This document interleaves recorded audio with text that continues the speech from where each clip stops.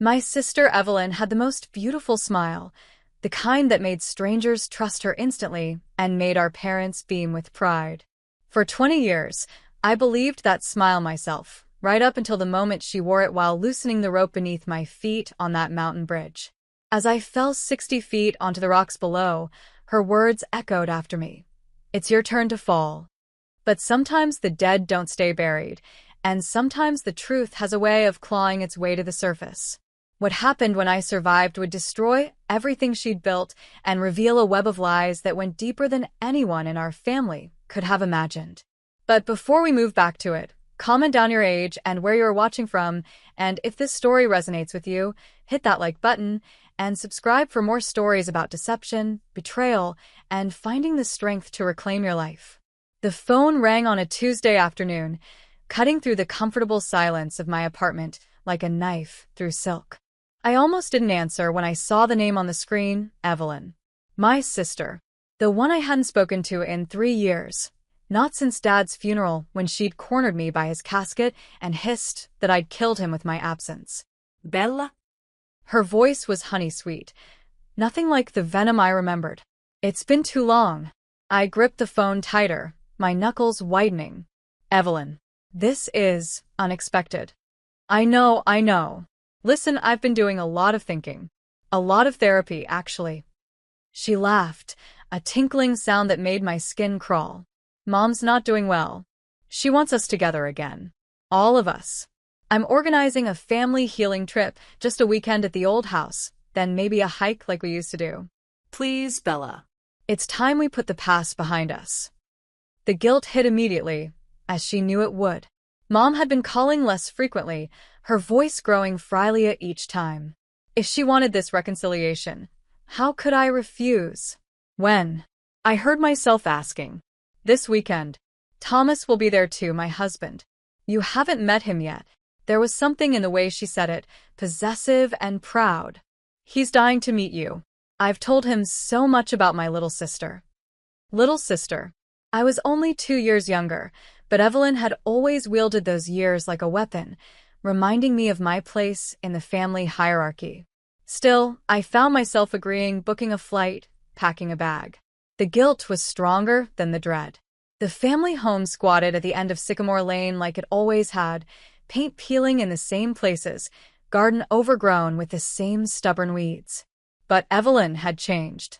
She stood in the doorway wearing a cream sweater and pearls, looking like she'd stepped out of a lifestyle magazine. Her smile stretched too wide as she pulled me into an embrace that lasted a second too long, her fingers digging into my shoulders. You look exactly the same, she said, though her eyes suggested this wasn't a compliment. Come in. Mom's resting, but she'll be down for dinner.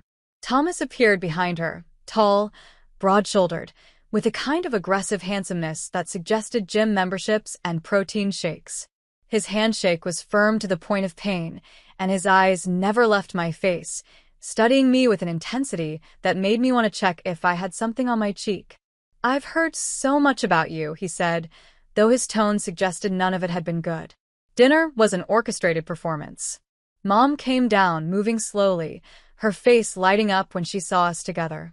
Evelyn had prepared all of Mom's favorites: pot roast, green beans with almonds, the apple pie recipe passed down from Grandma.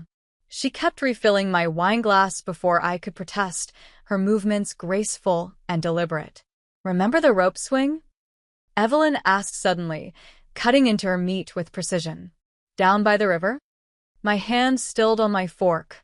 Of course I remembered. The summer I was 8 and she was 10. The rope had snapped while I was mid-swing, sending me plummeting into the water. I'd hit my head on a rock, nearly drowned before Evelyn pulled me out. She'd been hailed as a hero. I'd had nightmares about drowning for years. You saved my life, I said carefully. Evelyn's smile didn't reach her eyes. Did I? Sometimes I wonder what would have happened if I'd been just a few seconds slower. Funny how history has a way of repeating itself, don't you think? The words hung in the air like a threat. Mom, lost in her own world, smiled vaguely and patted Evelyn's hand. Thomas watched me over the rim of his wine glass. I should help with dishes, I offered, needing to escape the suffocating atmosphere. No, you're our guest, Evelyn insisted. Why don't you go get settled in your old room? I've kept it exactly as you left it. But she hadn't. The room was wrong in subtle ways. My old posters were there but hung at different angles, the furniture arranged differently, and there was a musty smell that suggested windows that hadn't been opened in years. As I unpacked, I noticed the closet door was slightly ajar. Inside, pushed under old winter coats, was a photo album I didn't recognize. My hands trembled as I opened it. Page after page of family photos, but I'd been edited out of each one, sometimes roughly torn away, sometimes carefully covered with black marker, sometimes scratched out so violently the page had torn. In one, from my 16th birthday, Evelyn had glued her own face over mine. The cake still read, "Happy Birthday, Bella," but it was Evelyn smiling above it, Evelyn blowing out the candles. I heard footsteps in the hallway and quickly shoved the album back, my heart racing. Through the thin walls, I could hear Evelyn and Thomas talking in their room. "She looks nervous," Thomas said. "Good," Evelyn replied. "She should be. Did you see how she flinched when I mentioned the river? Maybe we should." "We should nothing. This has been years in the making. She'll never see it coming." I pressed my ear against the wall, straining to hear more, but they'd lowered their voices. Sleep didn't come that night. I lay awake listening to the old house settle, jumping at every creak, wondering what Evelyn had planned and why I'd been foolish enough to come. Morning brought false cheerfulness. Evelyn had prepared an elaborate breakfast, French toast, fresh fruit, coffee that was just a little too strong. She chattered about local updates, people from high school, anything except what had been said the night before. Mom sat between us, her presence a buffer that kept things civil. "I thought we'd do that hike today," Evelyn announced, spreading local honey on her toast with deliberate care. "Up to Cathedral Rocks. Remember how we used to race to the top?" "That's quite a climb," I said carefully. "Is Mom coming?" "Oh no, Mom's going to rest today. Just us sisters. And Thomas, of course." She smiled at her husband, who was studying his phone with intense concentration. "The weather's supposed to be perfect. Not too hot, not too cold. And the views from the suspension bridge are incredible this time of year." Suspension bridge. The words sent a chill down my spine. The old bridge at Cathedral Rocks was notorious. Narrow, swaying, with boards that had been promising to give way for 20 years. Local teenagers dared each other to cross it, and every few years someone fell. Never fatally, but always dramatically, always with broken bones and helicopter rescues. "Maybe we could do the lake trail instead," I suggested. "It's been so long since I've hiked, something easier might be." "Nonsense." Evelyn's tone brooked no argument. "You were always the athletic one. Remember? Track team, swimming, always showing off." There was an edge to her voice, sharp as glass. "Besides, the bridge isn't that bad. Hundreds of people cross it every year." "Thousands," Thomas corrected, finally looking up from his phone. I checked. Very safe. But the way he said it, the way he immediately looked back down, suggested otherwise. I wanted to refuse, to make an excuse, but Mom chose that moment to reach over and squeeze my hand. "It's so nice to see you girls doing things together again," she said, her voice wavering with emotion. "Like when you were little." So I agreed. I changed into hiking clothes, noting how my hands shook as I tied my boots. Evelyn had packed a backpack with water and snacks, humming to herself as she moved around the kitchen. She seemed genuinely happy, which somehow made everything worse. The drive to the trailhead took 40 minutes up winding mountain roads. Evelyn drove, talking the entire time about her job, her house renovations, the vacation they'd taken to Hawaii. Normal sister conversation, except for the way Thomas gripped the door handle every time she took a turn too fast, except for the way she kept checking the rearview mirror to watch me. "You know," she said as we pulled into the parking area, "there's no cell service up here. Complete digital detox. Isn't that refreshing?" The trailhead was deserted. A worn wooden sign warned about staying on marked trails, about the dangers of weather changes, about the suspension bridge. Someone had carved "danger" into the wood below the official text. "Perfect," Evelyn said, shouldering the backpack. We have the place to ourselves. The hike started pleasantly enough. The trail wound through pine forests, dappled sunlight breaking through the canopy. Evelyn led, setting a pace just fast enough to leave me slightly breathless. Thomas brought up the rear, his heavy footsteps rhythmic behind me. Nobody spoke for the first mile. The only sounds are breathing and the crunch of pine needles. Then the trees began to thin, and I could hear it, the creak and groan of metal and wood, the whistle of wind through the canyon. The suspension bridge came into view, stretching across a gap that had to be 200 feet wide, the bottom invisible in shadow. "Ladies first," Evelyn said, stepping aside with a flourish. "Tradition dictates the younger sister leads the way." "Since when is that tradition?" I asked, my mouth dry. "Since always." Her smile was sharp. "Don't tell me you're scared, Bella. You were never scared of anything. That's what made you so special, so perfect. Everyone's brave, little Bella." The bitterness in her voice was poison. Thomas shifted uncomfortably behind us, but said nothing. I looked at the bridge, narrow planks, rusted cables, the whole thing swaying gently even without anyone on it. "I'll go first," Thomas offered suddenly. No. Evelyn's voice was sharp. "Bella goes first. That's how it works." I could refuse. I could turn around, walk back down the mountain, drive away, and never speak to her again. But Mom's face floated in my mind, her desperate hope for reconciliation. And beneath that, my own stubborn pride. I wouldn't let Evelyn see me afraid. The first step onto the bridge sent vibrations through the entire structure. The planks were wet with morning dew, slippery under my boots. I gripped the cables on either side, rust flaking off under my palms. "Don't look down," I told myself, but of course I did. The canyon yawned below, jagged rocks visible through wisps of fog. Halfway across, I heard Evelyn step onto the bridge behind me. Her added weight made everything sway more dramatically. I froze, fingers white-knuckling the cables. "Keep going," she called, her voice carrying a note of amusement. "You're doing great." I forced myself forward, one step, then another.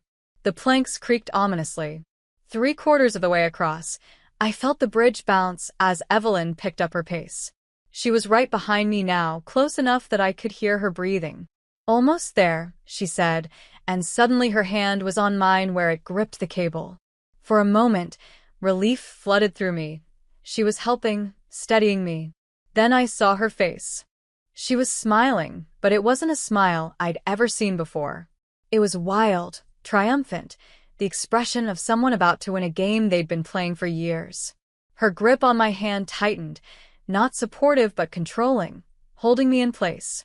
"Evelyn," I started to say, but then I heard it, a sound like a guitar string snapping. The plank under my right foot gave way.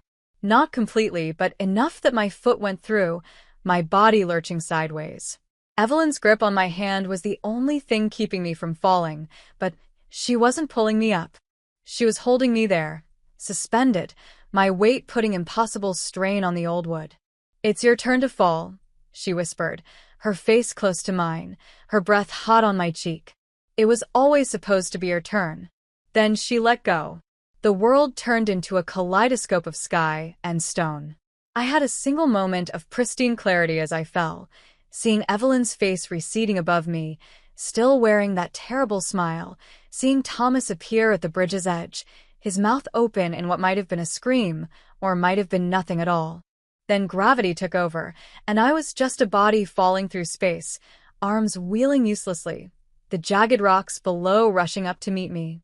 The impact drove all thought from my mind. Pain exploded through my left side as I hit a ledge about 60 feet down, the force sending me rolling, bouncing off rocks like a rag doll until I came to rest in a narrow crevice. Everything was white-hot agony and the taste of copper in my mouth. I couldn't move, couldn't breathe, couldn't do anything but exist in that moment of pure suffering. Voices drifted down from above, distorted by distance and the ringing in my ears. Evelyn's laugh, light and carefree, the sound she'd make at a cocktail party. Thomas's deeper voice, urgent, worried. Jesus Christ, Evelyn, someone might have heard that. Someone might have seen. No one saw anything, Evelyn replied, her voice carrying clearly in the mountain air. She fell. Tragique accident. She always was clumsy, you know. Mom will be devastated, but not surprised. I tried to grab her, tried to save her, just like with the river when we were kids. The river. Through the haze of pain, memories surfaced like bubbles. That day at the river, the rope hadn't just snapped. I remembered now. Remembered seeing Evelyn's pocket knife in the grass afterward. Remembered the fresh cut marks on the rope that everyone said was just wear and tear. But I'd been 8 years old. Who would believe me? And she'd pulled me out, hadn't she? Saved me. Been the hero. We need to check, Thomas was saying. Make sure she's dead? She fell 60 feet onto rocks, Thomas. But fine. Go look if it'll make you feel better. I'll wait here. I need to get my story straight for her when we call for help. Tragique accident. Sister tried to save her. Very sad. I heard footsteps on the bridge, felt pebbles rain down as someone started climbing down the steep slope. I tried to call out, but only managed a wet wheeze. My ribs felt like they'd been rearranged, each breath a new adventure in agony. Blood ran from a gash on my forehead into my eyes, turning the world red. I needed to move. If Thomas found me alive, would he help me or finish what Evelyn started? The question gave me enough adrenaline to shift slightly, biting down on a scream as my body protested. I was wedged between two large rocks, partially hidden by an overhang. If I could just press myself further back. The footsteps were getting closer. I could hear Thomas muttering to himself, occasionally calling out, "Bella? Bella, can you hear me?" Did he sound concerned, or was he just making sure I was dead? I pressed myself against the cold stone, willing myself to become part of the rock, invisible, gone. A shadow fell across the opening of my hiding spot. Thomas's boots appeared at the edge of my vision. "I don't see her," he called up. "She must have fallen all the way to the bottom. Into the river, maybe." "Then she's definitely dead," Evelyn replied cheerfully. "The current's strong this time of year. She'll wash up miles downstream, if at all. We should head back, call the authorities. I need to be with Mom when she hears the news." The boots hesitated. For a moment, I thought Thomas might climb down further, might find me. Then they turned and left, sending another cascade of pebbles down. I listened to them climb back up, listened to their voices fade as they walked back across the bridge. "You know," Evelyn said, her voice carrying one last time, "I think I'll suggest they dedicate a plaque to her on the bridge. In memory of Bella, who fell tragically. Wouldn't that be nice? Then every time people cross, they'll remember her. Well, remember my version of her." Their voices faded completely, leaving me alone with the sound of my own labored breathing and the distant rush of water below. I needed to move, needed to get help, but my body had other ideas. Darkness crept in from the edges of my vision. The last thing I remembered thinking before I passed out was that Evelyn had been wrong about one thing. Secrets don't stay buried. Sometimes they claw their way back to the surface, bloody and gasping, ready to tell their truth. When consciousness returned, the sun had moved. Long shadows stretched across the canyon, and the temperature had dropped. Every part of my body screamed in protest as I tried to shift position. My left arm wouldn't respond at all, hanging useless at my side. But I could move my legs barely, and my right arm still functioned despite the roadmap of cuts covering it. Evelyn's words echoed in my mind. Secrets should stay buried. She'd said that before, years ago, but when? The memory danced just out of reach, obscured by pain and trauma. But there was something there, something important she didn't want me to remember. Using my good arm, I dragged myself out of the crevice, leaving a smear of blood on the rocks. The world spun sickeningly, and I had to stop several times to dry heave, my empty stomach offering nothing but bile. My ribs sent lightning bolts of pain with every movement, but I kept going, inch by torturous inch, until I reached a slightly wider ledge. From here, I could see the river below, still a good 40 feet down. The cliff face was sheer, impossible to climb with 2 good arms, let alone in my current state.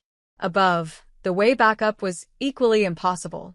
I was trapped on this ledge, bleeding, broken, waiting to die. No. The thought was fierce, primal. I would not die here. I would not let Evelyn win. I would not become another one of her buried secrets. A sound made me freeze, footsteps different from before. Lighter, more careful. Someone was climbing down from a different direction, following what looked like a game trail. Hope and fear warred in my chest.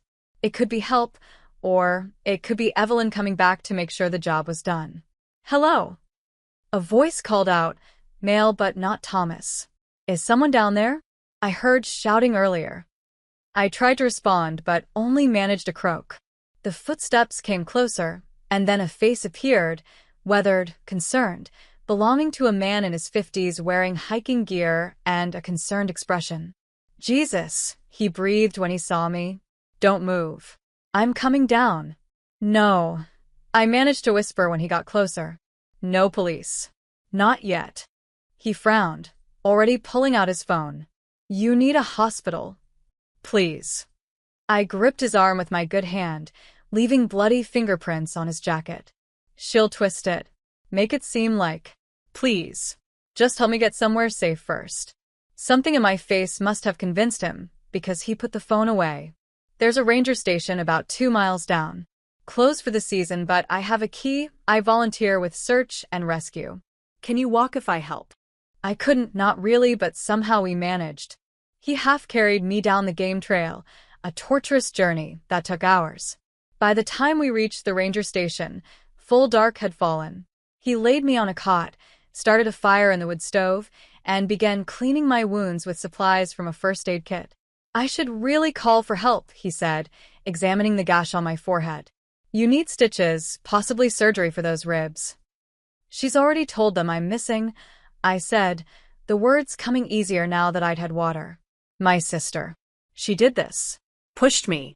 She's probably already spinning the story, making herself the victim. He paused in his ministrations.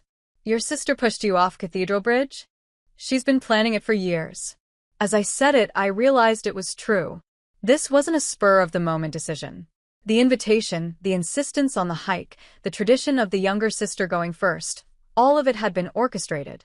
She'll say I fell, that she tried to save me. Everyone will believe her, because that's what she does. She shapes the narrative. He was quiet for a moment, then continued cleaning the wound. I'm Jim Morrison, and no, I've heard all the jokes. I've been doing search and rescue here for 15 years. Seen a lot of accidents on that bridge. This doesn't look like an accident. It wasn't. There's a doctor in town who's discreet. Off the books, if you know what I mean. Lost his license for prescribing too many painkillers, but he still knows his stuff. I could take you there. I nodded, then remembered something.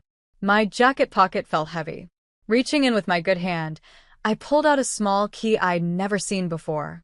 It was old-fashioned, brass, with Evelyn's initials engraved on it. Yem. Her married initials. She put this on me, I said, staring at the key. Why would she? But I knew why. Evidence. If my body had been found, the key would have been too. Some piece of a story she was constructing where I was the villain, where I'd stolen from her, where my death was karma or self-defense or some other lie she'd sell with that perfect smile. We need to be smart about this, Jim said. If your sister's as dangerous as you say, going straight to the police might not work. You need evidence. Witnesses. Something concrete. He was right. Evelyn had spent years, maybe decades, building her reputation as the perfect daughter, the successful sister, the loving wife. I was the estranged one, the difficult one, the one who'd abandoned the family. Who would believe me over her? But the key in my hand suggested something else. Evelyn had secrets of her own. Secrets worth killing to protect. And now I had a key to them, literally. I need to go home, I said. To my family's house. Tonight, before she knows I'm alive. Jim looked at me like I was insane, which was fair. You can barely walk. Then you'll have to help me. He sighed but didn't argue. Maybe he recognized the determination in my voice, or maybe he just knew there was no point arguing with someone who'd survived a 60-foot fall and was still making plans. The Dr. Jim knew turned out to be exactly what you'd expect. A small, nervous man operating out of his garage, hands shaking slightly until he started working, then steady as stone. He stitched my forehead, taped my ribs, put my arm in a sling, all while asking no questions beyond the medical necessary. Payment was cash only, no names exchanged. By the time we reached my family's house, it was past midnight. The windows were dark, Thomas's car gone from the driveway. They were probably at the police station performing grief, establishing alibis.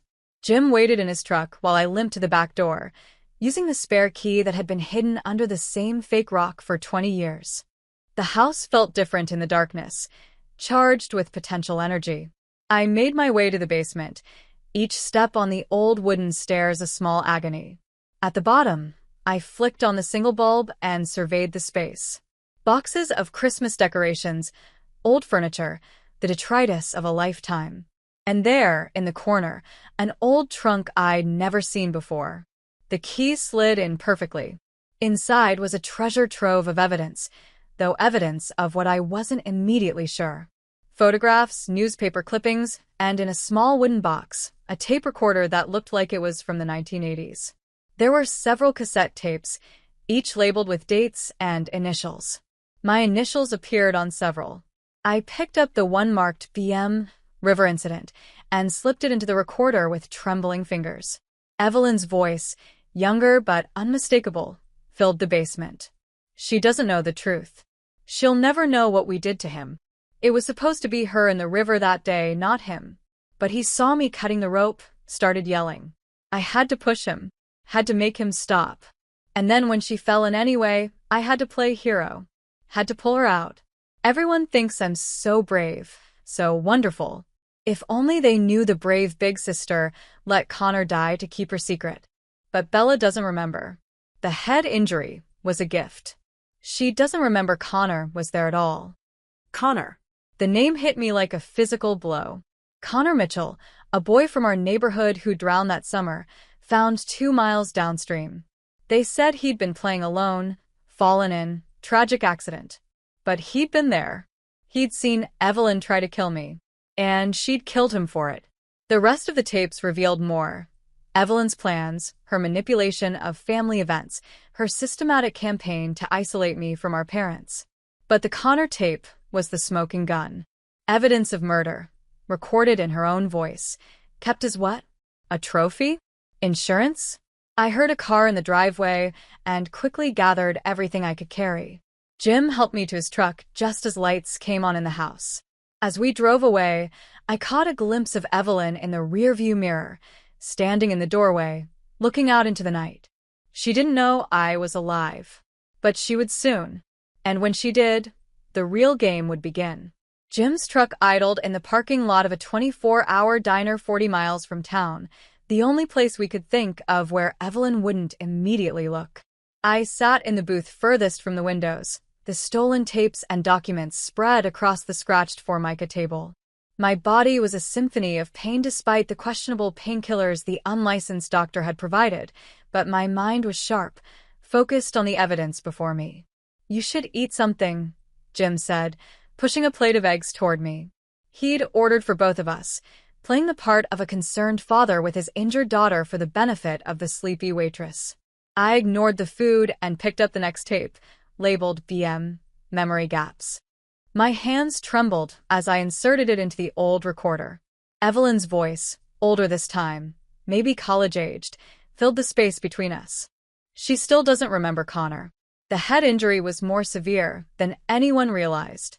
Sometimes I catch her looking at his memorial page in the yearbook with this confused expression, like she's trying to place him. It's perfect. As long as she never remembers, I'm safe. But just in case, I've been telling Mom and Dad little stories about Bella's episodes. Nothing dramatic, just enough to establish a pattern. Forgetfulness. Confusion. Mild paranoia. If she ever does remember and tries to tell anyone, who would believe the girl with a history of mental instability? Jim's face had gone pale. Jesus Christ. She's been gaslighting you for years. I laughed, but it came out bitter and broken. The perfect crime. Make your victims seem crazy, so if they ever figure out the truth, no one believes them. The newspaper clippings told Connor's story in the bland, factual language of small-town journalism. Local boy drowns in river accident. Community mourns Connor Mitchell. Safety measures increased after tragedy. His school photo showed a gap-toothed smile, freckles, the kind of kid who probably collected bugs and knew every baseball stat. He'd been 9 years old. Another tape was labeled YEM Insurance. This one was recent, dated just 6 months ago. The life insurance policy on Bella finally went through. $2 million, with me as the beneficiary. She doesn't know, of course. Forged her signature perfectly. Years of practicing her handwriting in those old journals she left behind paid off. Thomas thinks it's morbid, but he doesn't understand the long game. This was never about money, but it's a nice bonus. When she has her accident, at least Mom will be well taken care of. I'm not a monster. I love Mom. It's Bella who abandoned her. Bella, who was always Dad's favorite. Bella, who got into the better college. Bella, who... The tape cut off abruptly, as if Evelyn had caught herself spiraling into something too honest. We need to go to the police, Jim said. This is evidence of premeditated murder. Multiple murders. With what? I gestured at the tapes. These could be fiction. A creative writing project. Therapy exercises. That's what she'll say. And who am I? The mentally unstable sister with a documented head injury who's been estranged from the family for years. Meanwhile, she's the pillar of the community. You don't know Evelyn. She's probably at the police station right now, crying beautifully, showing them texts I never sent, emails I never wrote. As if summoned by my words, my phone, which I'd stupidly turned on to check the time, exploded with notifications. Missed calls from Mom, from numbers I didn't recognize, from Thomas. Text messages asking where I was, if I was okay, saying there had been an accident. And then a voicemail from Evelyn. Bella, oh my God, where are you? I'm so worried. You fell and we couldn't find you, and the rescue team says you must have been washed downstream, but I know you're stronger than that. Please, if you get this, call me. Mom's beside herself. The police are involved now.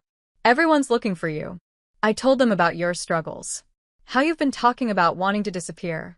They're treating this as a potential suicide attempt, but I know you wouldn't do that. Would you? Please come home. We can get you help. Her voice was perfect, concerned, loving, just the right amount of tears.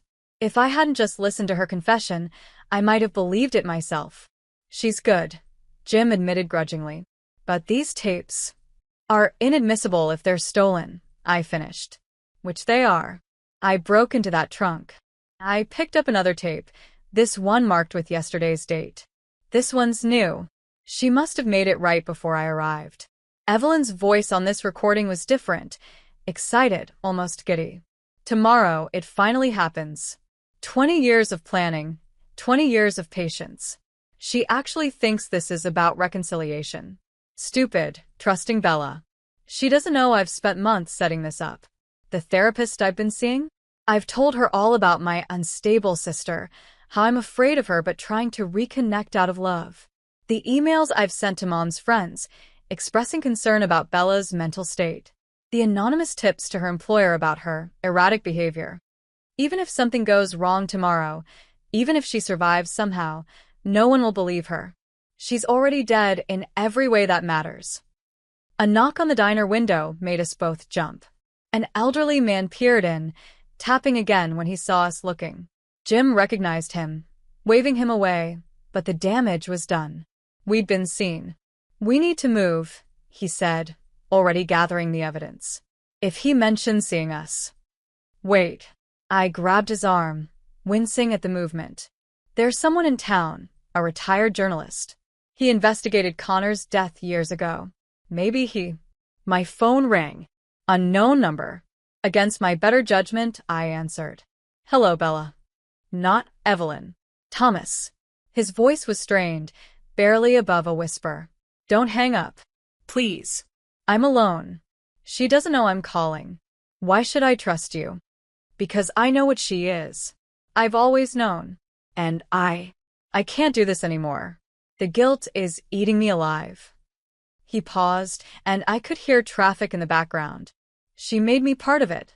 The insurance fraud, the forged documents.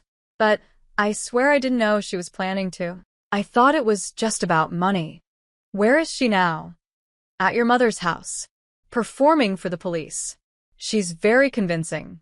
They're organizing search parties for the morning, but she's already talking about memorial services. She knows you're dead. Or thinks she does. I have evidence, I said carefully. Recordings of her confessing to Connor's murder. Silence.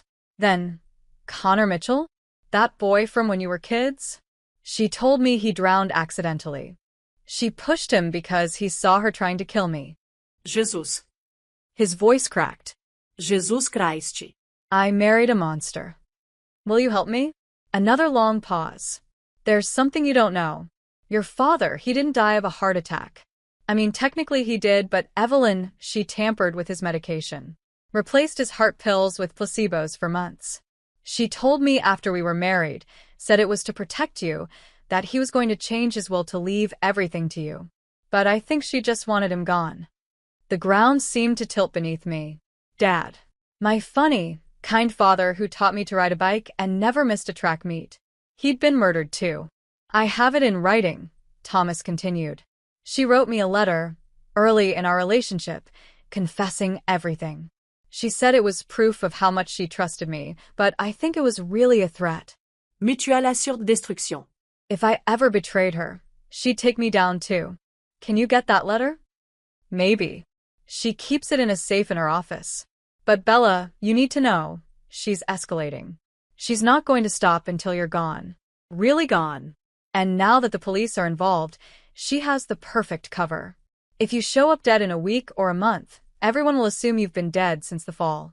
She can backdate everything. A commotion in the background. Voices. Evelyn's among them, calling for Thomas. I have to go, he whispered urgently. Don't trust anyone. She has people everywhere. The local judge is her client. The sheriff's deputy is her former boyfriend. She's spent years building this network. Be careful. The line went dead. Jim drove us to a motel 2 towns over, paying cash for a room under a fake name. I spent the rest of the night transcribing the tapes, writing down every word in a composition notebook he'd bought at a gas station. My handwriting was shaky from the pain and exhaustion, but I forced myself to continue. Documentation. Evidence. Truth. The next tape revealed more about Dad's death. The beauty of digitalis poisoning is that it mimics natural heart failure. Dad's doctor never questioned it. Why would he? A 60-year-old man with a history of cardiac issues has a heart attack? Completely expected. The only tricky part was making sure Bella was out of town when it happened. That conference in Seattle was perfect timing. She couldn't rush home to say goodbye, couldn't see how peaceful he looked. Peaceful because I was there, holding his hand, telling him everything would be okay even as his heart stopped. He never knew. That's the kindness I showed him. More than he showed me, always favoring perfect little Bella. I had to stop transcribing to vomit, my body finally rebelling against the horror of it all. Dad had been murdered while I was presenting a paper on sustainable architecture, oblivious. I'd missed his final days because of that conference, carried guilt about it for years. But it hadn't been coincidence. Nothing with Evelyn was ever coincidence. Dawn was breaking when I heard it. Cars in the parking lot. Multiple engines. Jim peered through the curtains and cursed. Police, he said. 3 cars. How did they? She tracked my phone. I was already gathering the evidence, shoving papers into a backpack Jim had brought. Or someone saw us. Or, it doesn't matter. We need to go. But there was nowhere to go. They were already at the door, knocking politely but firmly. Ms. Morrison? We know you're in there. Your sister is very worried about you. We just want to make sure you're okay. Jim looked at me. Your call. Run or face them. I thought about the network Thomas had described. The judge who was Evelyn's client. The deputy who was her ex. Even if some of these officers were clean, the system was contaminated. But running would only make me look more guilty, more unstable. Open it, I said, sitting on the bed, trying to look as injured and pathetic as possible. It wasn't hard. The officers who entered were professional, concerned. The lead, a middle-aged woman with kind eyes, approached slowly, hands visible. "Ms. Morrison? I'm Officer Chen. Your family is very worried about you. You've been injured. We should get you to a hospital." "I'm fine," I said, knowing how I looked, bloodied, bruised, obviously not fine. "I just needed some time to think." "About what, honey?" She sat on the other bed, maintaining distance, but trying to appear non-threatening.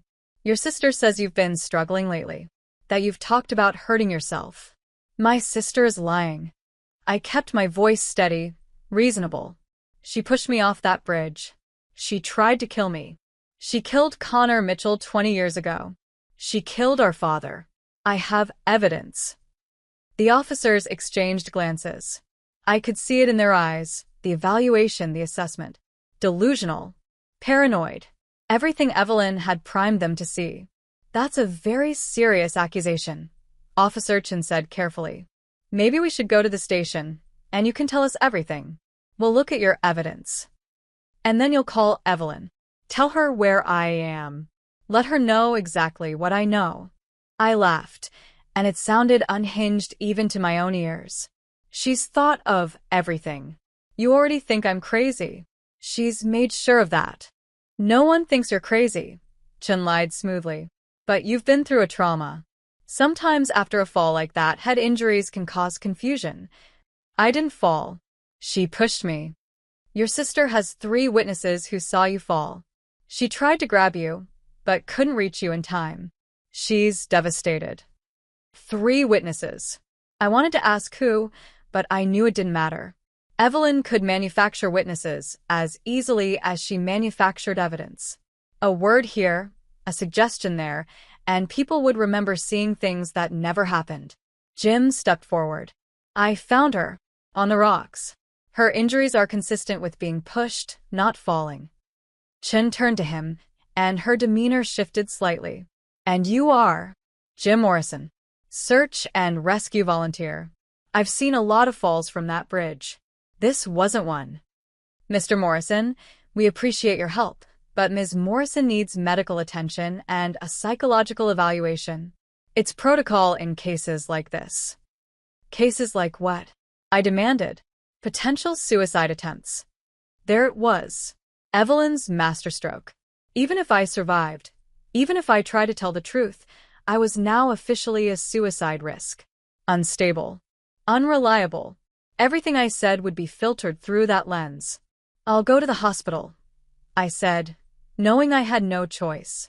"But I want copies of everything I give you as evidence.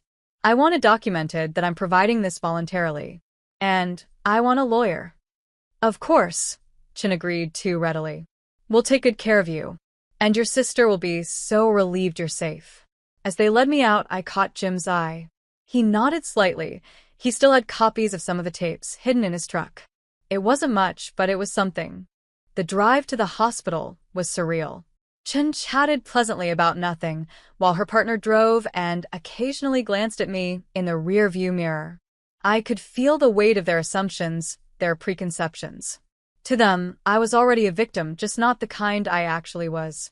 The hospital room smelled of industrial disinfectant and that particular brand of despair that clings to psychiatric wards. They'd put me on a 72-hour hold. "For my own safety," they said. The psychiatrist, Dr. Brennan, was a thin man with nervous hands who took notes on everything I said but believed none of it. "Your sister is here," he announced on the second day. "She's very concerned. Would you like to see her?" "No." "She's brought your mother. Your mother is quite upset about all this."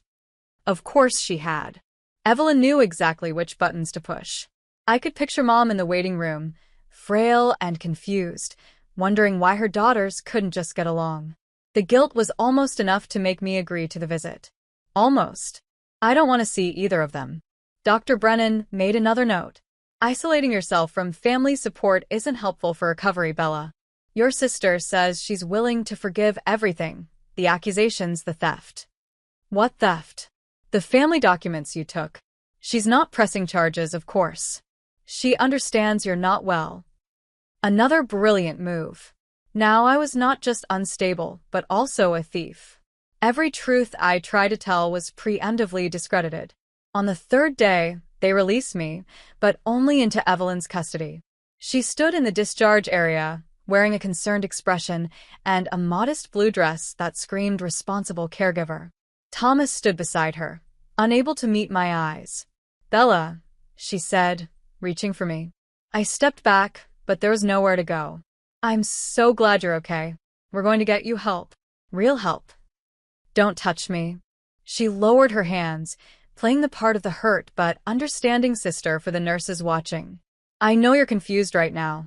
The doctors say it's the trauma, maybe some latent effects from your old head injury. But we're family. We'll get through this together."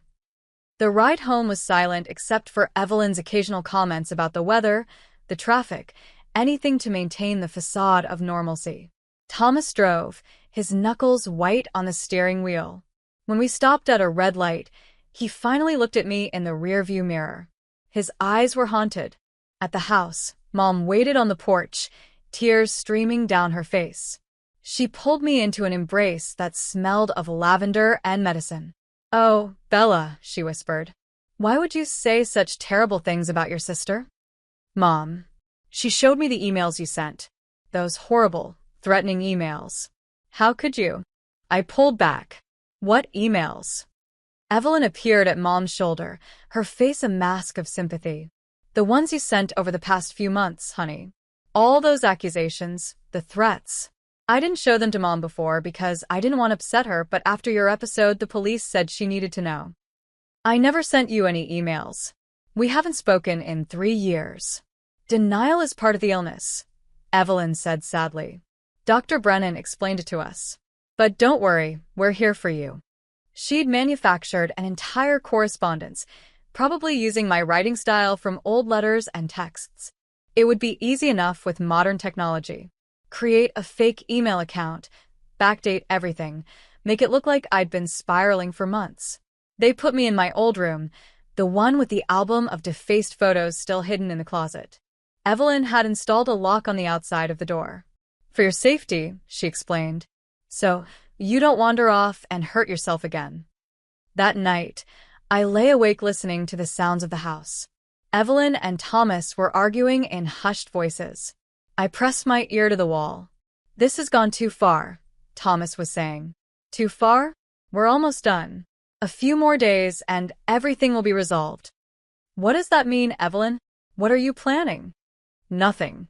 I'm not planning anything. If Bella has another accident, another episode, that's just her mental illness manifesting. These things happen with unstable people. I won't be part of this anymore." "Yes, you will." Her voice was ice. "Because you're already part of it. The insurance fraud, remember? The documents you helped forge? You're an accessory to everything. If I go down, you go down. And who do you think they'll believe? The concerned sister trying to help, or the husband who profited from fraud?" Silence. Then footsteps walking away. I had to get out. But the window had been nailed shut, recently, judging by the fresh wood shavings on the sill. The door was locked from the outside. I was trapped. The next morning, Evelyn brought breakfast on a tray. Scrambled eggs, toast, orange juice, and a handful of pills. "Your medication," she said brightly. "Dr. Brennan prescribed them. For your own good." I recognized some of them, antipsychotics, sedatives, the kind of cocktail that would leave me foggy and compliant. "I'm not taking those." "Yes, you are." Her mask slipped for a moment, revealing the predator beneath. "Either you take them willingly or Thomas and I hold you down and force them down your throat. Your choice." I took the pills, but held them under my tongue, praying she wouldn't check. She watched me swallow, then smiled and left. As soon as the door locked, I spat them into the toilet. This continued for 3 days. Each day, Evelyn grew more confident, thinking the medication was working. I played along, acting drowsy and confused. Meanwhile, I was working on the window, using a butter knife stolen from a meal tray to slowly work the nails loose. On the 4th night, Thomas came to my door. I heard the key in the lock and tensed, ready to fight if necessary. But when he entered, his face was desperate. "I got it," he whispered, pulling a folded letter from his pocket. "The confession about your father. But Evelyn knows it's missing. She's tearing the office apart. We need to." Footsteps on the stairs. Thomas shoved the letter under my pillow and stepped back just as Evelyn appeared in the doorway. "What are you doing?" she asked, eyes narrowed. "Just checking on her," Thomas said, making sure she took her evening meds. Evelyn studied us both, then smiled. It was the same smile she'd worn on the bridge. Good. "We need to talk, Thomas. Downstairs. Now." They left, and I heard the lock click. I pulled out the letter, reading quickly in the dim light from the hallway. It was all there. Dad's murder, planned and executed over months. The forged will documents. Even details about Connor I hadn't known. How she'd held him under the water until he stopped struggling. How she'd watched from the trees as search parties looked for him. But the last paragraph was what made my blood run cold. "If something happens to Bella, it won't be my fault. She's fragile. Always has been since that head injury. Sometimes fragile things break. Sometimes they fall off bridges or downstairs or into rivers. The world is dangerous for fragile things. But don't worry, my love. I'll take care of everything. I always do." A scream from downstairs. Then a crash. I ran to the door, pounding on it, calling out. Silence.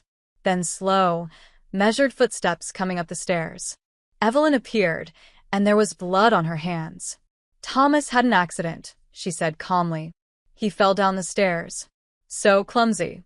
I called 911, but I don't think he's going to make it. Head injuries are so unpredictable, aren't they?" "You pushed him." "Prove it."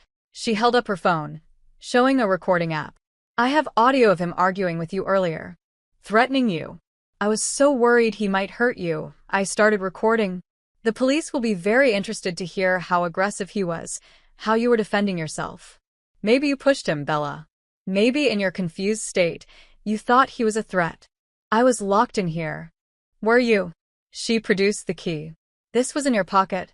You must have taken it earlier. See how confused you are? The medication isn't working. We might need to try something stronger." The sirens were getting closer.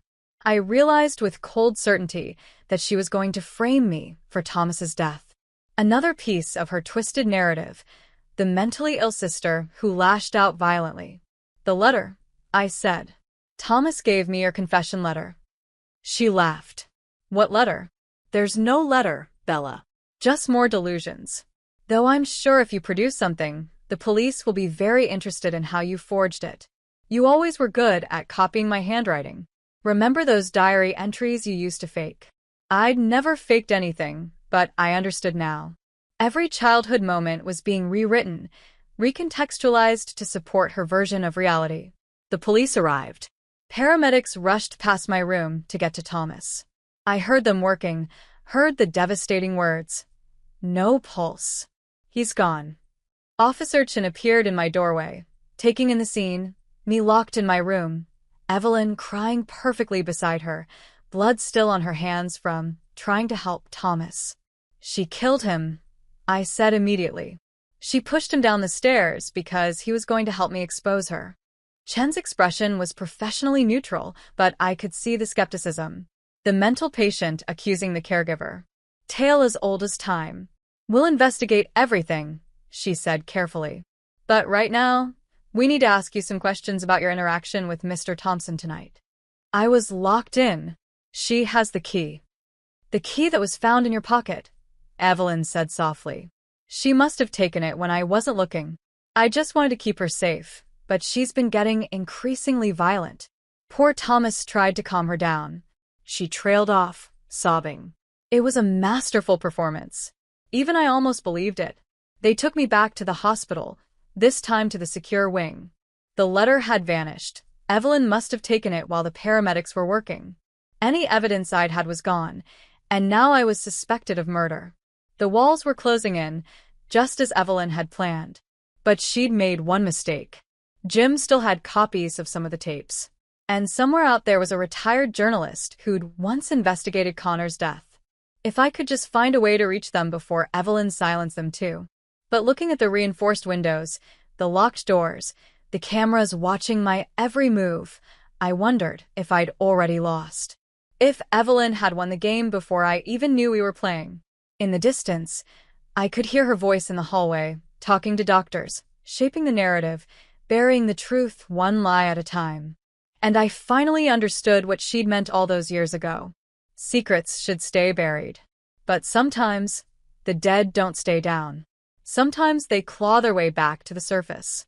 And sometimes, if they're very lucky, they take their killers with them. The secure psychiatric ward had a different quality of silence than regular hospitals, thicker, more oppressive, punctuated only by distant screams and the squeak of rubber soles on linoleum.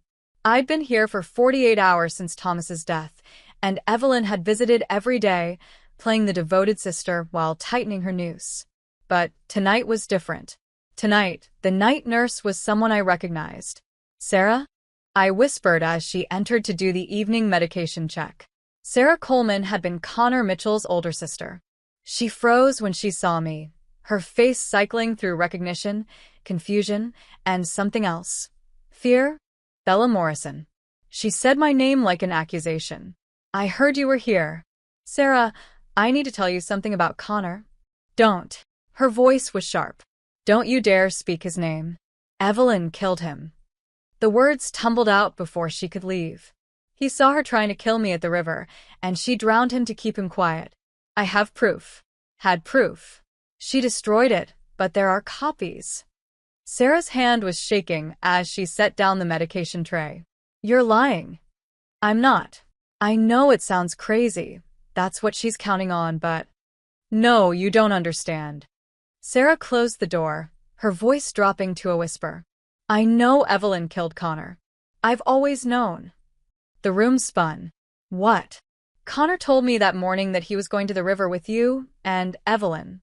He was excited. Evelyn had invited him specially, said it was a surprise for you.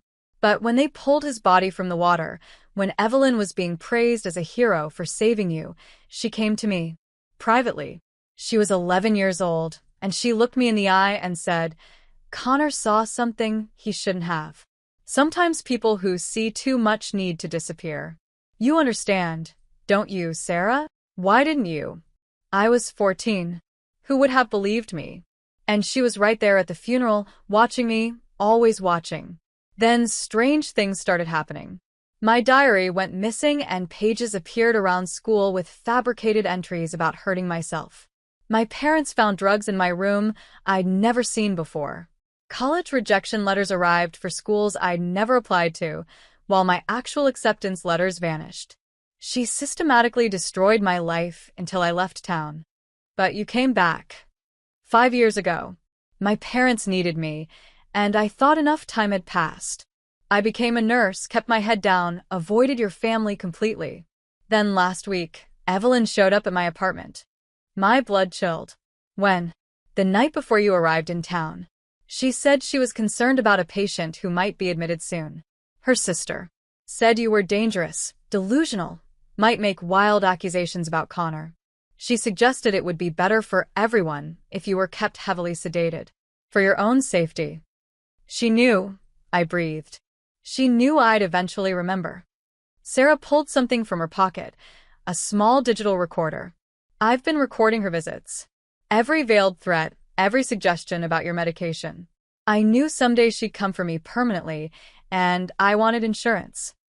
We have to go to the police. With what? The recordings of a psychiatric patient and a nurse who'll lose her license for illegally recording conversations? Besides, Officer Chun is Evelyn's cousin by marriage. Deputy Rogers dated her in college. The judge, Harold Brennan, is Dr. Brennan's brother. She owns this town, Bella. A commotion in the hallway cut our conversation short. Sarah quickly pocketed the recorder and opened the door. Jim Morrison stood there, arguing with security. I'm her emergency contact, he was saying. I have every right to visit. Visiting hours are over, the guard replied. Then I'll wait until morning. I'm not leaving. Sarah made a decision. He's with me. I need to discuss the patient's outdoor therapy schedule with him. He's a wilderness expert. The guard reluctantly let Jim through. Once in my room, Jim's expression was grim. Thomas isn't dead, he said quietly. Both Sarah and I stared at him. He's in a coma, but alive. And about an hour ago, he squeezed his mother's hand 3 times when she asked if Evelyn pushed him. She's at the police station now, but they won't believe her, I finished. Grieving mother, wishful thinking. There's more. Jim pulled out a manila envelope. That journalist I mentioned, Robert Pike. He died in a car accident 15 years ago, single vehicle, ran off the road at Cathedral Bridge. But his widow kept his notes. She gave me these. The documents inside were damning. Photos of the rope from the day I fell as a child, clearly showing cut marks. Testimony from a hardware store owner who remembered selling a knife to 11-year-old Evelyn the day before. A statement from a witness who saw Evelyn by the river an hour before Connor's death, setting up what looked like a trap. He was building a case, Jim said. But then he had an accident, I said bitterly. Just like everyone who crosses her. Sarah checked her watch. Night shift change in 20 minutes. If we're doing something, it has to be now. Doing what? I asked. Getting you out. Evelyn's coming tomorrow with commitment papers. She's got 2 psychiatrists ready to declare you incompetent. Once that happens, she'll have complete control. You'll disappear into the system, over-medicated, forgotten, until you have another accident. Jim was already at the window, testing the locks. These are meant to keep people from jumping, not from escaping. I can get them open. And then what? I run? Become a fugitive? That just proves her point. No, Sarah said, her eyes bright with something I hadn't seen before, hope. We fight back. But not here. Not on her territory. There's someone she can't control, someone she's afraid of. Who? Your grandmother. Evelyn's told everyone she's dead, but Margaret Morrison is very much alive, living in a nursing home 3 states away. And she knows things about Evelyn that even you don't. I remembered Grandma Margaret vaguely, a stern woman who'd stopped visiting when I was 7. Evelyn had said she'd died, and I'd been too young to question it. How do you know this? I asked Sarah. Because she's been writing to me for 15 years. After Connor died, she reached out.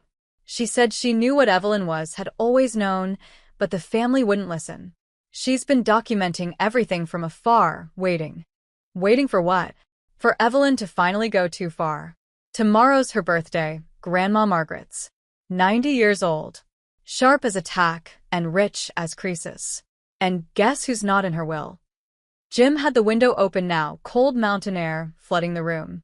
We need to move. Now. Sarah handed me scrubs and a medical mask. Put these on. Walk normally. Don't run until you're outside. We made it to the parking lot before the alarms went off. By then, Jim had his truck running, and we peeled out into the night. In the rearview mirror, I could see security guards flooding out of the building. They'll track your phone, Jim said. I don't have it. Evelyn took it. Good. Sarah, what about you? Sarah pulled out her phone and threw it out the window. I'm done hiding. Connor deserves justice. We drove through the night, taking back roads, avoiding main highways where police might be watching. As dawn broke, we crossed the state line. 2 more to go before reaching Grandma Margaret. Tell me about Thomas, I said to Jim. Is he really going to make it? Doctors aren't sure. But if he wakes up, if he can communicate, everything changes. Evelyn knows that. I have a friend watching his room. But Evelyn had proven she could get to anyone. My body ached from the constant tension, ribs still screaming from my fall off the bridge. Every time I closed my eyes, I saw Evelyn smile as she let go of my hand. 20 years of planning, she'd said. But maybe she'd been planning even longer. There's something else, Sarah said suddenly. The day Connor died, there was another kid at the river. Younger, maybe 6. He saw everything but never said anything. His family moved away right after. Who? Billy Chen. Officer Chen's son. The pieces clicked into place. That's why she's in Evelyn's pocket. Evelyn knows her son witnessed a murder. Or was involved somehow, Jim said darkly. 6-year-olds can be convinced to do terrible things if an older kid they admire asks them. We stopped at a gas station to refuel. While Jim pumped gas, I noticed the TV inside the convenience store. My face was on the screen. The headline read, "Dangerous Patient Escapes Psychiatric Facility." The clerk was watching too. I pulled the medical mask higher and turned away, but it was too late. He was already reaching for his phone. "We need to go," I hissed to Jim. But before we could leave, a police car pulled into the station. Not local, state police. The officer got out, scanning the area, hand resting on his weapon. Sarah stepped forward. "I'll handle this. Get in the truck." She approached the officer with her hands visible, badge out. They talked for several minutes while Jim and I held our breath. Then, miraculously, the officer nodded and got back in his car, driving away. Sarah returned, shaking. Told him I was transporting a patient to a specialist facility. He bought it, but barely. We can't stop again. The Sunshine Acres nursing home sat on a hill overlooking a lake, nothing like the decrepit facility I'd imagined. Grandma Margaret had money, old money, the kind that bought privacy and protection. The receptionist looked up as we entered, disheveled and exhausted from driving straight through. "We're here to see Margaret Morrison," I said. "I'm sorry, Mrs. Morrison isn't taking visitors today. Tell her Bella's here. Her granddaughter." The receptionist's eyes widened. "But Mrs. Morrison's granddaughter is already here. She arrived an hour ago." My blood turned to ice. Evelyn. Somehow, she'd figured out where we were going. "Where are they?" Jim demanded. "The garden." "But I really can't let you. We were already moving." The garden was a maze of roses and fountains, designed for peaceful contemplation. We found them by a koi pond, Evelyn in a designer dress, sitting across from a woman I barely recognized. Grandma Margaret had aged, but her eyes were sharp as ever, and they lit up when she saw me. "Bella," she said, voice stronger than her frail frame suggested. "Right on time." Evelyn turned slowly, that familiar smile spreading across her face. "Hello, sister. Fancy meeting you here. Though you really shouldn't be. The nice officers looking for you will be so interested to know where you are." "You killed Connor," I said. "And Dad. And you tried to kill Thomas." "Prove it," she said simply. "Oh wait, you can't. Because you're a delusional psychiatric patient who escaped custody. Nothing you say matters anymore." "Actually," Grandma Margaret interrupted, "I believe it matters quite a lot." She pulled out a tablet, swiping to reveal a video. "Modern technology is wonderful, isn't it? Security cameras everywhere, even in private hospital rooms." The video showed Evelyn entering Thomas's room the night he fell. The angle didn't show the stairs, but it showed her leaving, adjusting her clothes, checking her hands for blood. Evelyn's smile faltered. "That doesn't prove anything." No? "What about this?" Margaret swiped again. Another video, this one from a hidden camera in Evelyn's own home office. It showed her carefully adding something to a pill bottle, Dad's pill bottle, dated 2 weeks before his death. "You've been watching me?" Evelyn's voice rose, losing its controlled tone. "For years," Margaret confirmed. "Ever since you killed that cat when you were 5. "Oh, you thought no one saw?" "I did. Just like I saw you push your cousin down the stairs when you were 7. Just like I saw you poison your mother's garden when she wouldn't let you go to a party." "You're senile," Evelyn spat. "Am I? Is that why you've been trying to have me declared incompetent for the past 5 years?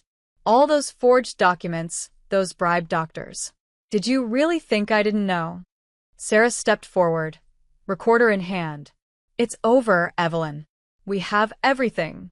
The tapes you made, the videos, Thomas's testimony when he wakes up." "If he wakes up," Evelyn corrected. "And even if he does, who's to say his brain damage won't affect his memory? Terrible thing had injuries. So unpredictable." There was something in the way she said it, a confidence that made my skin crawl. "What did you do?" I asked. "Nothing. I've been here all morning, visiting my dear grandmother." "Haven't I, Grandma?" Margaret's face was stone. You were here, yes. "But your husband wasn't." We all turned to look at her. "The man you've been passing off as Thomas's replacement. Very convincing actor. He's at the hospital right now, isn't he?" Doing something to ensure Thomas never wakes up. Evelyn's composure finally cracked. You crazy old bitch. Security, Margaret called out, and immediately 3 uniformed guards appeared. Not nursing home security, private military contractors, by the look of them. These are my employees, Margaret explained calmly. I've been preparing for this day, for a long time. Detain my granddaughter, please. Evelyn laughed. On what authority? You're not the police. No, but they are. Federal agents entered the garden, badges out. The lead agent, a woman with steely eyes, addressed Evelyn directly. Evelyn Morrison Thompson, you're under arrest for wire fraud, insurance fraud, and conspiracy to commit murder. You have the right to remain silent. This is insane. Evelyn struggled as they cuffed her.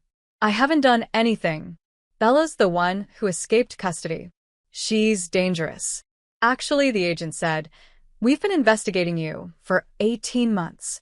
Your insurance fraud scheme alone involves 12 different policies across state lines. That makes it federal. The murders? Those are just bonuses for the state prosecutors. I felt my knees buckle. Jim caught me, supporting my weight. 18 months. I whispered. Margaret nodded. I contacted them when I discovered the first forged life insurance policy. I've been feeding them information ever since, waiting for enough evidence to ensure conviction. Your escape forced my hand. I had to reveal myself before she had you committed or killed. Evelyn was still fighting, screaming now. You don't understand. She's always been the favorite. Always the special one. Everything I did was just to level the playing field. By killing people? Sarah asked, tears streaming down her face. By killing my baby brother? Evelyn turned to her, and for a moment, the mask dropped entirely. Connor was collateral damage. He should have minded his own business. Got that recorded too, Sarah said, holding up her device. As they dragged Evelyn away, she locked eyes with me one last time. This isn't over. You know it isn't. I'll get out. I always do. And when I do... When you do, Margaret interrupted, you'll find your trust fund empty, your assets frozen, and every single person you've ever blackmailed or threatened ready to testify against you. You thought you were playing chess, dear, but you were only ever playing checkers. The garden fell silent after Evelyn was gone. I sank onto a bench, suddenly exhausted beyond measure. Why? I asked Margaret. Why didn't you intervene sooner? Connor might still be alive. Dad might. I tried, she said sadly. When Evelyn was young, I begged your parents to get her help. But she was too good at manipulation, too skilled at playing the perfect daughter. They thought I was jealous, bitter. Your father eventually banned me from the house. Said I was toxic. But you kept watching. Always. And documenting. Waiting for the moment when she finally made a mistake big enough that people would have to listen. She touched my face gently. I'm sorry it had to be you, dear. Sorry you had to suffer for her to finally be stopped. Jim's phone rang. He answered, his face brightening. Thomas is awake. He's talking. And the fake husband? Hospital security caught him trying to inject something into Thomas's fore. He's in custody. Relief flooded through me, followed immediately by a wave of grief. It was over, but at such a cost. Connor, Dad, nearly Thomas, nearly me. There's more, Margaret said quietly. Things about your parents, about why they enabled her for so long. Your mother, she knew. Maybe not everything, but enough. She chose to look away because admitting what Evelyn was meant admitting her own failure as a mother. I thought of Mom, probably at home right now, confused and lost without Evelyn to shape her reality. What happens to her? That's up to you. She's as much Evelyn's victim as anyone, but she's also complicit. Forgiveness is your choice to make. A news alert popped up on Jim's phone. The headline read, Major Insurance Fraud Ring Exposed. Local woman at center of multi-state investigation. Already, Evelyn's story was being rewritten. No longer the perfect daughter, but the criminal mastermind. I wondered how many people would now claim they'd always known something was off about her. What now? Sarah asked. Now we heal, Margaret said. All of us. And we make sure Connor's story is finally told correctly. As we sat in that garden, surrounded by roses and the sound of water, I thought about the river where it all began. How Evelyn had smiled as she cut that rope, thinking she was ensuring my fall. She'd been right about one thing. History did repeat itself. But not the way she'd planned. She'd loosened the rope, whispered it was my turn to fall. But I hadn't fallen alone. I'd taken her with me. And this time, only one of us was getting back up. 3 months later, I stood in the courthouse hallway, preparing to testify. The federal case had moved quickly. Insurance fraud was easier to prove than murder. But today was different. Today was the state murder trial. Connor's murder, specifically. Sarah stood beside me, clutching a photo of her brother. 20 years we've waited for this.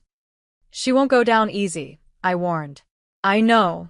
Her lawyer's already claiming diminished capacity. Childhood trauma. Mental illness. Sarah's laugh was bitter. Ironic, isn't it?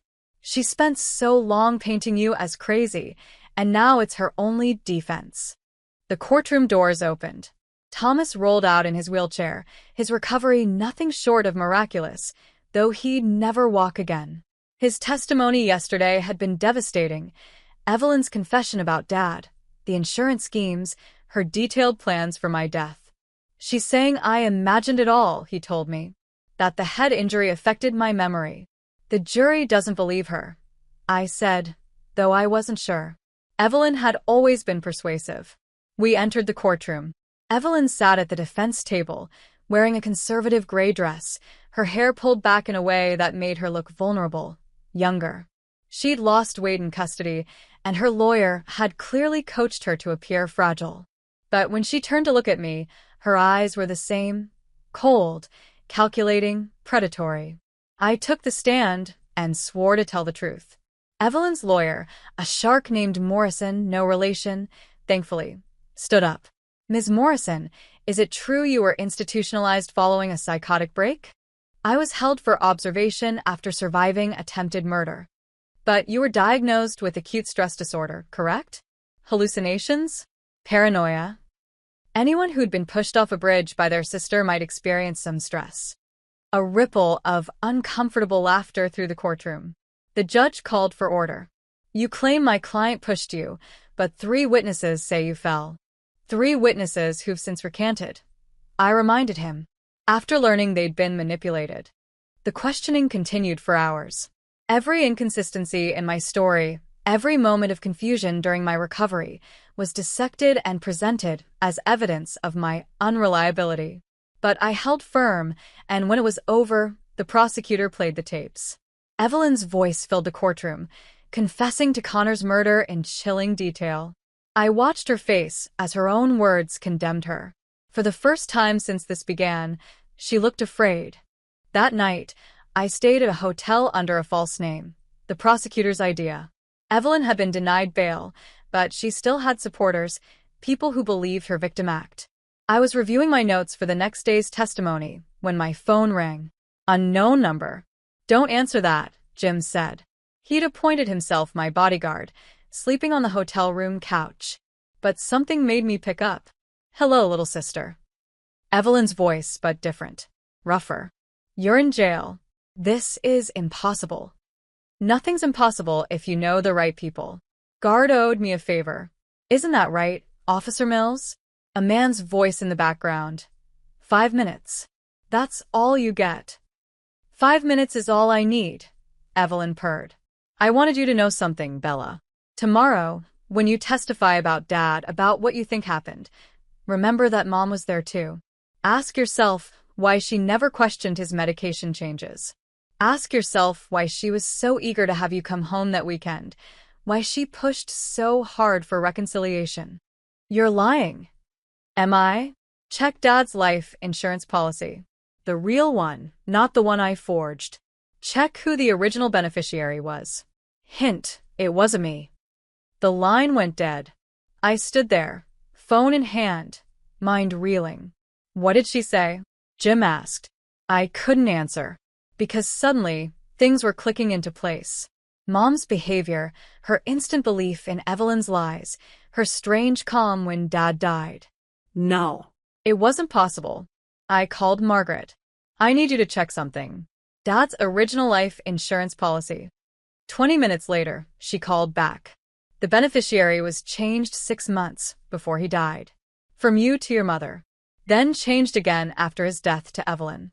Mom knew, I whispered. She was part of it. The next morning, I confronted the prosecutor. We need to investigate my mother. Based on what? A jailhouse phone call from a confirmed liar. But I insisted, and eventually, they agreed to look into it. What they found changed everything. Mom had been having an affair. For years. With Dr. Brennan, the psychiatrist who'd been so eager to diagnose me as delusional. Together, they'd been planning to leave, but Dad's life insurance would make it easier. Evelyn had discovered the affair and used it as leverage, making Mom complicit in Dad's murder in exchange for silence. Your mother is here, the prosecutor told me an hour before court resumed. She wants to talk. Mom sat in a small consultation room, looking older than her years. When she saw me, tears immediately began flowing. I didn't mean for it to happen, she said. Any of it. Which part? Dad's murder? Helping Evelyn frame me? Watching her try to kill me? I didn't know she was going to hurt you. She promised she just wanted you gone, out of the picture. Said you'd be happier away from all of us. And you believed her? I had to. She had those photos, the recordings of my conversations with Harold. If your father had found out. So, you let her kill him instead. Mom's face crumpled.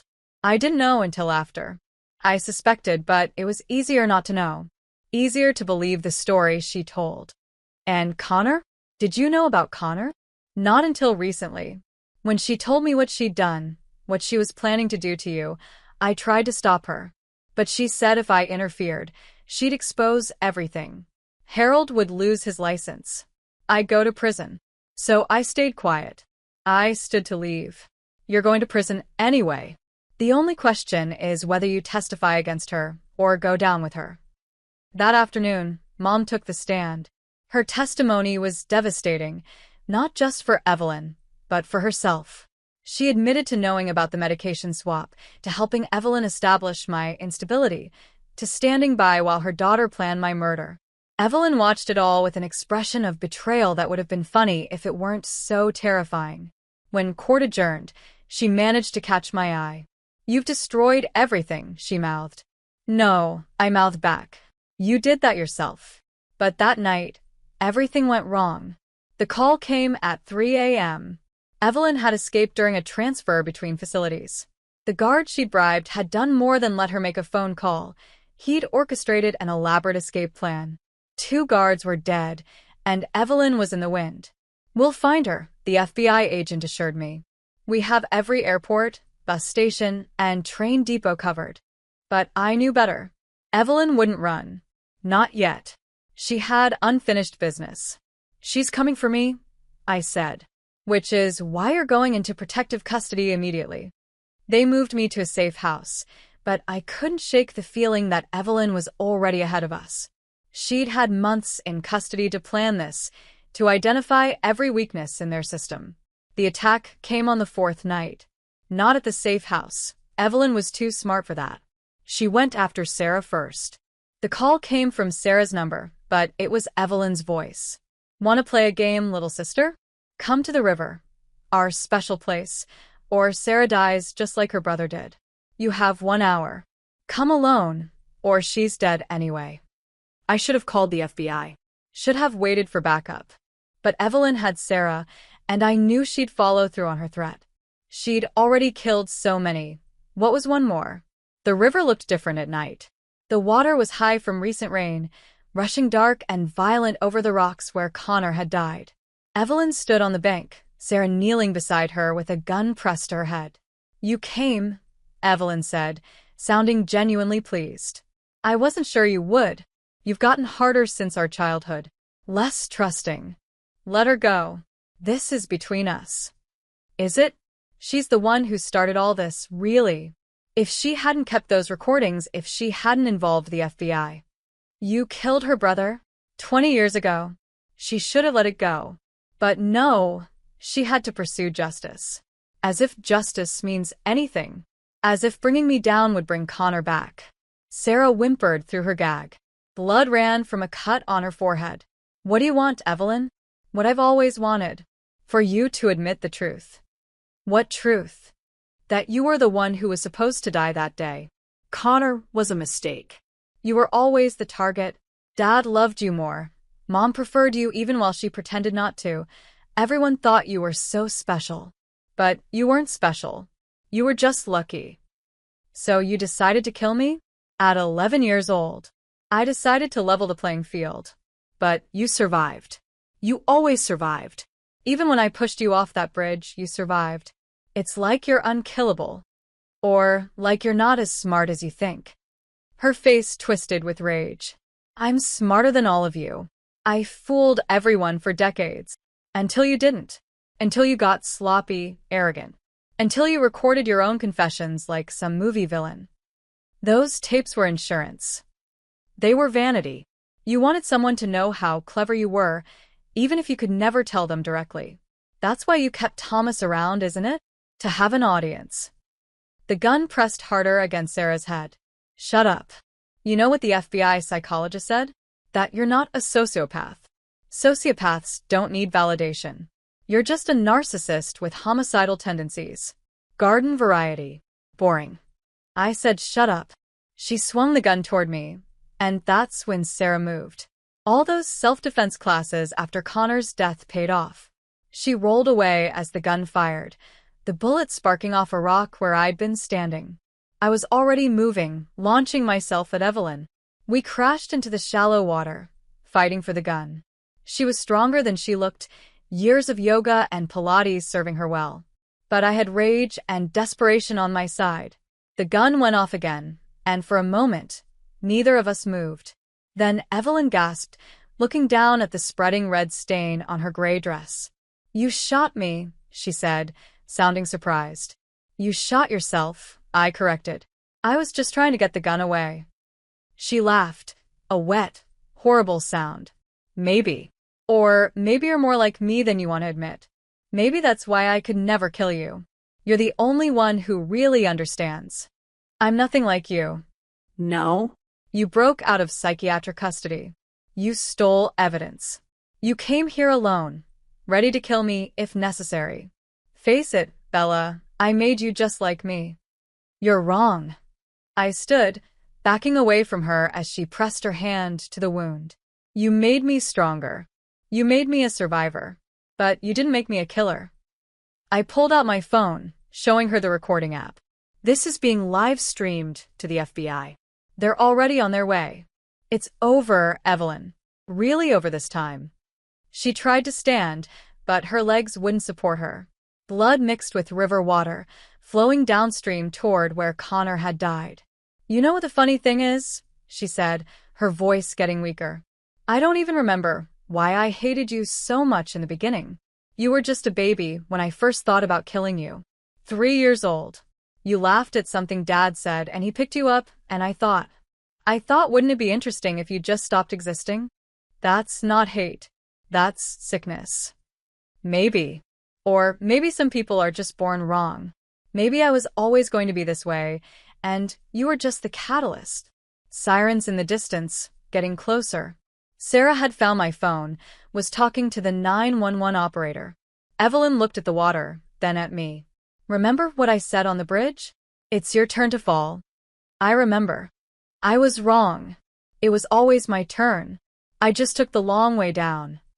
She closed her eyes, and for a moment, I thought she was gone. Then they snapped open, fierce and desperate. Tell Mom I'm sorry, she whispered. Not for what I did. For getting caught. The paramedics arrived then, pushing me aside to work on her. They managed to stabilize her, get her on a stretcher. As they loaded her into the ambulance, she caught my hand. This really is over, isn't it? She asked, sounding like the sister I'd once thought I had. Yes. Good. I'm tired of playing this game. She survived. The trial resumed with her in a wheelchair, no longer pretending to be fragile, but genuinely broken. The jury took less than an hour to convict on all counts. Life without parole, served in a maximum security psychiatric facility. Mom got 15 years for accessory to murder. Dr. Brennan lost his license and got 10. Officer Mills, the guard who'd helped her escape, 25. The network Evelyn had built collapsed entirely, each member racing to make deals, to distance themselves from her. Thomas testified from his wheelchair, his words carrying the weight of a man who'd loved a monster and barely survived it. He and I never became friends. Too much history, too much pain, but we understood each other in a way no one else could. Sarah and I scattered Connor's ashes at a different river, one with no dark memories. She spoke about the brother she'd lost, the life he never got to live. I spoke about the sister I'd never really had, the illusion I'd believed in for too long. Grandma Margaret lived another year, just long enough to see justice done. She left me everything with one condition, that I use it to help other victims of family violence, the ones whose abusers are too smart, too connected, too believable to be easily stopped. The Morrison Foundation has helped dozens of people since then. We provide legal resources, safe houses, private investigators. We believe the unbelievable, support the unsupportable. Every person we help feels like a small victory against Evelyn's legacy. I visit her once a year, not out of love or duty, but to remind myself what I survived. She's medicated now, properly diagnosed, contained. The clever monster reduced to a number in a system. Last visit, she asked me a question. Do you think Connor would forgive me? No, I said simply. Do you? I thought about it for a long moment. I forgive the child you were, who was born broken and never got help. But the adult who chose to keep killing? Her I'll never forgive. She nodded, seemingly satisfied with that answer. I still dream about the river sometimes. Both rivers. The one where it started and the one where it ended. What do you dream? That I'm falling. Always falling. And you're there, reaching out to catch me. But your hand passes right through mine, like I'm already a ghost. You are, I told her. You've been a ghost since the day you pushed Connor. You just didn't know it yet. As I left the facility, I thought about her words. About falling. About reaching out. About ghosts. But mostly I thought about rising. Because that's what survivors do. We rise. If someone you loved was capable of murder, would you be able to see the signs before it was too late? Or would their smile blind you to the monster beneath? Share your thoughts below, and subscribe for more stories about the darkness that can hide behind familiar faces.